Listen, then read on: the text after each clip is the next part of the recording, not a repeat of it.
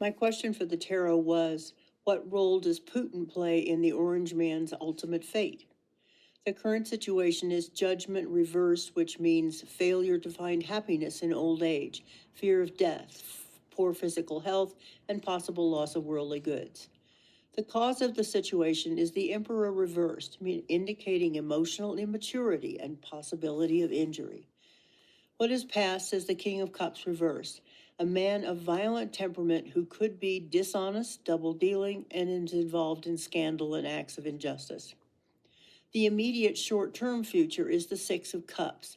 It is a card of the past and of memories, looking back on childhood things that have vanished. The outcome card is the Fool. It indicates that the subject of the reading faces a choice in life of vital importance to him. As a psychic, as well as being someone who has an interest in human psychology and watches the news pretty closely, I'll sum the reading up like this. He is at the end of his life. He has squandered his wealth over and over, but because the need for wealth and the importance he thinks it gives him has driven him all his life, he'll do anything to acquire more. But now he spends his time in a fantasy world where he's the only one who's right or important or strong and where everyone bows to his opinion.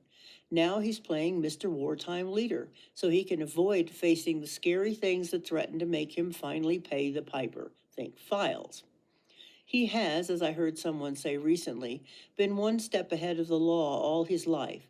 If he got impeached a third time, they might catch up with him at last. I think most of us probably figure that Putin has something that would do much more than ruin his reputation.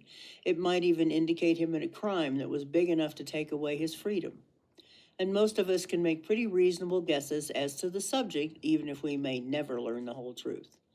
But think about it. If, and it's a big if, he could just bring himself to say, okay, I've done all these shitty things in my life, but here I am at the end of it and I'm not happy.